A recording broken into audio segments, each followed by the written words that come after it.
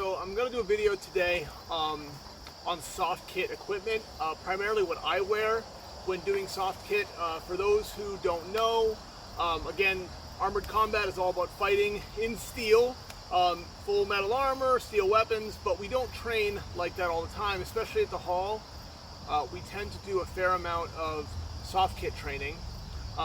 Mostly because one, it's less time intensive, it doesn't wear out your gear, number two, and three, it's a little less dangerous and you can still practice techniques. We do different types of soft kit sparring and fighting.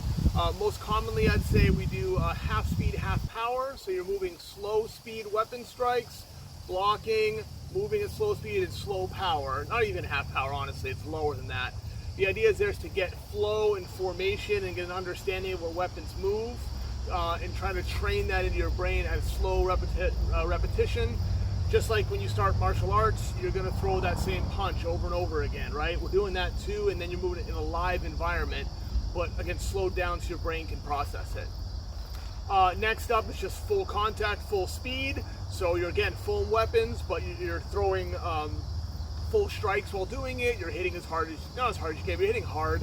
I don't think anyone's going full power, but you know, it's again more aggressive and more to simulate a night fight or a one-on-one actual fight. Even in soft kit, it's exhausting if you're doing multiple rounds, so that's a great training and endurance way of fighting. And finally, we do battle days, which is mass battles. So we'll do a bunch of different games while wearing soft kit. Things like, everyone pick a partner of 2-on-2, and there's 22 on the field, so there's 10 teams, and you're running around trying to hit each other. It's one touch, and you're out, you reset. Again, that's to kind of train field awareness, be able to fight in multiple conditions without having that risk of injury, that risk of actual, axe to the back of the head or axe to the ribs where you're going to be out. We save a lot of that for live days. We do armored combat training days as well, but a lot of the soft kit really emulates that while being less dangerous and help people get into the sport who don't have armor yet. That's another big thing, right? It's much easier to get into a soft kit. It's easier to loan it out. We have loaner gear at the hall, which we clean and take care of with all the COVID preparations, but if someone comes, they can use that. So the video today is me going through basically what I use for my own soft kit. There are websites, Soft Warrior, and I'll link whatever ones I can find. You can buy the whole thing, right? It's a whole basically suit of armor in soft kit. I don't do that. I got all my stuff kind of cobbled together. I bought a lot of it on Amazon. I just find, for me, it works better to use a mix of traditional martial arts gear, and a mix of different things that I've kind of picked up from my sport. So I'm just going to go through what I use or what I wear. We often sometimes wear some of our soft kit while doing grappling techniques and things as well, so that's included. Let's start off with, if I'm wearing shoes and I'm indoors, I'm going to wear a pair of wrestling shoes, right? If I'm on a mat or something like that, I wear wrestling shoes. These are nice, $40 I think, somewhere around there. I use these for grappling practice, but also for soft kit. When I'm outdoors, I tend to wear just regular sneakers at this point. But some people wear their medieval shoes, some wear barefoot, and some go like this. It just depends on kind of what your style is. So I'll wear wrestling shoes. For gloves, I wear two things. One is just like a regular, work glove. So just something from my shop. When I need a pair of work gloves, gardening gloves, whatever, they give a little bit of protection. Sword and shield is great with these. Things you're not getting whacked in the hand a lot, you wear regular gloves. If you're going to be sparring and using two-handed weapons like long swords or pole arms or axes, things like that, I recommend a higher protection glove. So I wear often an MMA style glove like this. So it's got big cushy padding here. On the glove, it fits in. The only thing I don't like about this particular one is it doesn't give me that full finger protection. So, but it's pretty good, right? My hand's closed around a weapon. I'm not going to get whacked there. I get whacked out here. What I would honestly recommend is a pair of lacrosse or hockey gloves are the best, street hockey gloves. I just don't have those, right? Those seem to be the best fit for it. Arm protection. Some people are wearing full upper and lower arm protection with shoulder with foam. I don't. The only thing I'm protecting is my forearms and my elbow a little bit. That's where I get whacked. Again, these are foam weapons. They're not going to kill me. So I'm not worried so much about like really getting hit and knocked out or something like that, or having a laceration. Just a way to protect yourself. So I stole this from my paintball days, and these I love. I could recommend one thing that's kind of out of the ordinary. It's paintball sliding guards or paintball arm guards, right? So these will just go on up your arm, as a little thumb grip here, and they give you all this padding up over your elbow and down here. So when you're holding your weapon, holding your sword and shield, whatever it may be, gives you that protection. These just happen to be camouflage, but you can get them any kind, and they're anywhere from 25. These are a higher end one. I think they're like 50 bucks, but $25 you get them. I think Social Paintball makes them, and they're all the same.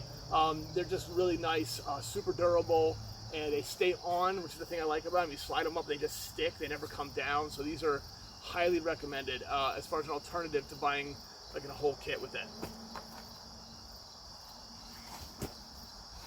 So one thing I'll say is you don't have to get all this at once too, depending on what you're doing. If you're doing lighter soft kit sparring, you don't need to get every piece of equipment at the same time. You can slowly add to it depending on what your school is doing or what you're doing with your team, right?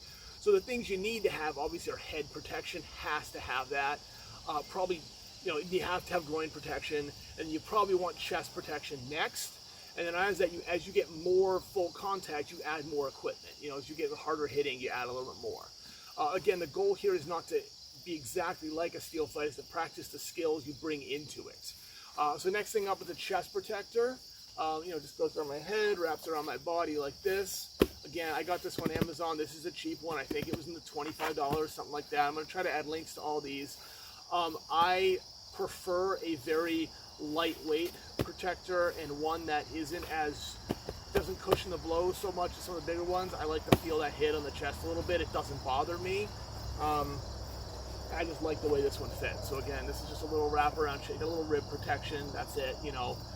Most of the time, again, we're not going that hard. And even if we are, like, you'll survive it. Groin protection, you gotta wear a cup. Like, I'd say for male and female in this, you're gonna get whacked, right? So it's good to have a cup. The best thing I found are these MMA sparring groin protectors, as opposed to a traditional cup. It's got the cup built into it. The reason I like these, you can just throw them on over your shorts. If you're going for a quick sparring, you can just keep it in your bag. You never have to worry about you have the right equipment. Just keep this in there. Again, these are awesome. So I like these a lot. So again, helmet, groin protection required. Probably then chest protection, gloves, and you're gonna be adding the leg stuff and the arms as you need it, depending on how hard you're going, right? Leg protection, again, I bought these on, again, all Amazon pretty much. I've slowly added to it. These are RDX, these are nice. They have knee protection here, shin, and then have a little foot protection on it. So you have that if you're throwing kicks on top of your feet. These shin guards are pretty solid. People wear all different ones, but I like these. Again, these slide right on, they strap around your leg. They work pretty good. All right, finally, the one thing that I advise you do not buy on Amazon or do not buy for another martial arts school or anything other than designed for actual weapon soft kit sparring is your helmet, right? So this is my helmet. This helmet is from Soft Warrior. There's a few different ones. You can see that this is much more heavy duty than a traditional sparring helmet, right? It's got a steel cage on the front. It's padded all the way around, including the back of the head, padded on the sides. I added clips to the back instead of ties. So when this thing slides on, and when I clip it on my head, it just stays in place, right? Like I don't mind getting hit in the face with this here. It's not gonna bother me. If you wear a traditional helmet, the little just like foam helmet with your eyes open, you're gonna get wet. It's not gonna work, right? You can't go full speed with it. We had some for lighter stuff, and you have to be real gentle because you don't want to hurt anybody, concussions, things like that. Those things are awesome. This is your expense, right?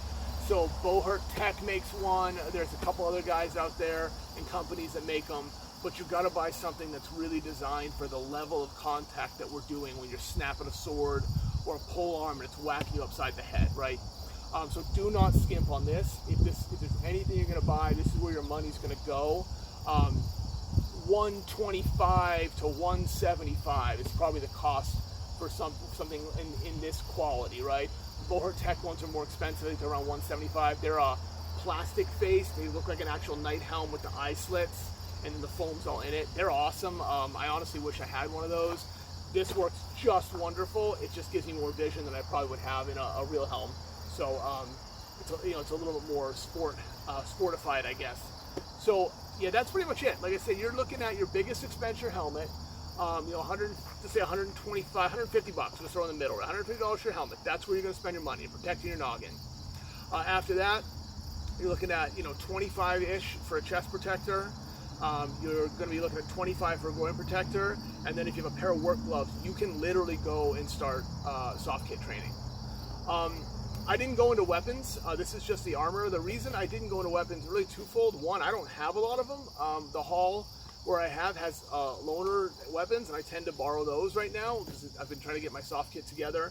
I have a full max. I do have that was nice, made by I think a Warlord Academy. I have to check. That's awesome.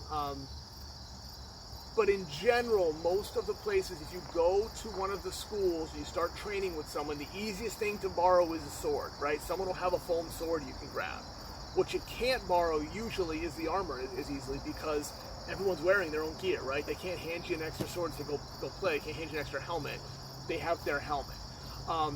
So I'd say if you invest anywhere, start getting the equipment.